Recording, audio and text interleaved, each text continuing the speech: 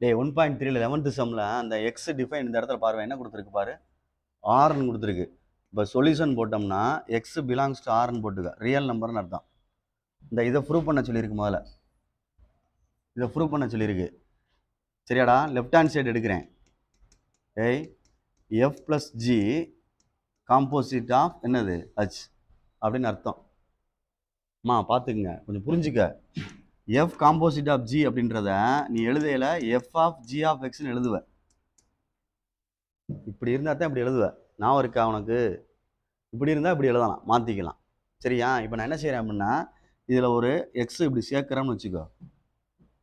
இப்படி ஒரு எக்ஸ் சேர்க்குறான், நல்லா கவனிச்சு பாரு.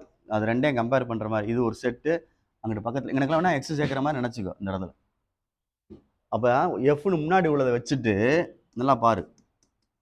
முன்னாடி உள்ளதை வச்சுட்டு அங்கிட்டு உள்ளதோட தான் என்ன சேர்த்துருக்கோம், எக்ஸ் சேர்த்துருக்கோம். இப்படி எழுதலாமான்னு பாரு. எழுதலாமா முடியாதான்னு பார்த்துக்க. நான் திருப்பி போன கணக்கில் அதுதான் சொன்னேன், இன்வெர்ஸில் தான் சொன்னேன் உன்ட்ட. F composite of G, G composite of எஃப்னு எழுதுற. இப்படி எழுதையில எஃப்னு போட்டு ஜி ஆஃப்னு எங்கனக்குள்ள என்ன எழுதுறது இங்கிறக்குள்ள ஃபிக்ஸ் பண்ணிக்கலாம். தெரியலையா? ஆனால் ஒய் போடணுமா எக்ஸ் போடணுமா பார்த்து யோசிச்சில. அது மாதிரி தான் இங்கேயும் சொல்கிறேன். எங்கனக்குள்ள எக்ஸ் வேரியபிள் எடுத்துட்டேன். இந்த மேலே எக்ஸ் பிலாங்ஸ் டு ஆர், இங்கனக்குள்ள எக்ஸ் போடணும். அப்படின்னா இப்படி ப்ராக்கெட் போட்டு எழுதணும். இங்கனக்குள்ள காம்போசிட் ஃபங்க்ஷன் இந்த ஜீரோ மாதிரி இருக்குது, இங்கே இல்லை பாரு, முட்டை மாதிரி இருக்குது. இந்த இங்கே போட்டிருக்கேன், இதை எடுத்துட்டேன் பாரு. இப்போ நான் ஷேர் பண்ணுறேன்னு வச்சுக்க, இது ரெண்டையும் எப்படி ஷேர் பண்ணுறேன் அப்படின்னா, F of G of H of எக்ஸ்னு ஒன்று எழுதலாம், plus G of H of எக்ஸ்னு ஒன்று எழுதலாம். எழுதுனோம்னா இப்படி இருந்தால் இப்படி எழுதலாம்ல. அப்போ இதை எஃப் காம்போசிட் ஆஃப் ஹச்னு எழுதிட்டு ஜி காம்போசிட் ஆஃப் எக்ஸ்னு எழுதலாமா இல்லையான்னு பாரு. அந்த மேலே இருக்கு ரைட் சைடில். சின்ன கணக்கு தான், சும்மா குண்டக்க மண்டக்க எழுதுறது தான். ஆனால் புரிஞ்சுக்கிட்டு எழுதணும், அவ்வளோதான். வேறு என்ன செஞ்சுருக்கோம் பாரு. இது ஒரு செட்டு, இது ஒரு செட்டு, இது ஒரு செட்டு. இதில் எக்ஸ் நானாக சேர்த்துருக்கேன், அவ்வளோதான். இந்த இடத்துல சேர்த்த மாதிரி எனக்குள்ளே சேர்த்துக்கலாம்.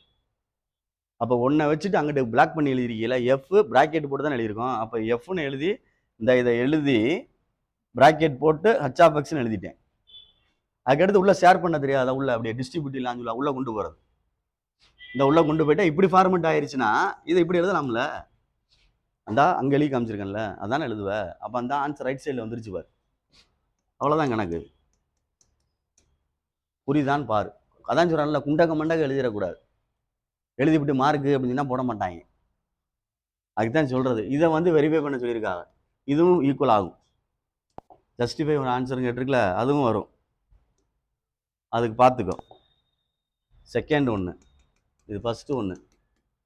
F composite of G plus H equal to, இதை வச்சுக்கிட்டு இதோட தானே எக்ஸ் சேர்க்கணும், இப்படி தானே எக்ஸ் சேர்க்கணும். அதானே இங்கே எழுதுவ, இந்த அழியிருக்கல மேலே. இது அப்படியே ஷேர் பண்ணோம்னா F of G of X plus என்னது ஹச் ஆஃப் எக்ஸு. இதை உள்ளே கொண்டு போனால் F G of X plus F H of X. இப்போ இது எப்படி எழுதுவ, எஃப் காம்போசிட் ஆஃப் ஜின்னு எழுதுவ. இது என்ன எழுதுவ, எஃப் காம்போசிட் ஆஃப். அவ்வளோதான். தெரியுதா தெரியலையா, புரியுதா புரியலையான்னு பாரு. சின்ன கணக்கு தான், நான் சொல்லல 3 மார்க் கணக்கு தான். அதுதான் 5 மார்க்கு. என்ன செஞ்சுருக்கோன்றத புரிஞ்சுக்கிறேன்னு, என்ன செஞ்சுருக்கோம் அப்படின்றத புரிஞ்சு. இதெல்லாம் கேட்பாங்கடாமா தம்பி, இதெல்லாம் கேட்பாங்க. என்ன புரியலன்னு சொல்லு, நான் சொல்கிறேன். வேணா நம்ம யோசிக்கிறது தான். ஏற்கனவே 10th படித்தது தான் காம்போசிட் ஃபங்க்ஷன். நீ இந்த எக்ஸ்லாம் சேர்க்கறதுனால ஒரு மாதிரியா நினைப்பு ஃபீல் ஆகும். ஏன்னா ஃபங்க்ஷன்னா எக்ஸ் சேர்த்து ஆகணும், அதனால இந்த எக்ஸ் சேர்த்துருக்கேன். இது ஒன்று இது ஒன்று, G of F composite of G மாதிரி இந்த இது மாதிரி. இது ஒன்றை வச்சுட்டு ஒன்று செய்யணும், அவ்வளோதான். இதை உள்ள கொண்டு ஷேர் பண்ணிட்டா இந்த மாதிரி வந்துருச்சுன்னா இந்த மாதிரி எழுதிடலாம்னு அர்த்தம். அதே மாதிரி தான் இங்கேயும் எழுதியிருக்கோம். இந்த மாதிரி வந்துட்டா இங்கே மாதிரி எழுதிடலாம். அப்போ இதுவும் ப்ரூஃப் ஆகுது பாரு. அப்படியே டிஸ்ட்ரிபியூட்டிவ் பண்ணுற மாதிரி இருக்கு பாரு.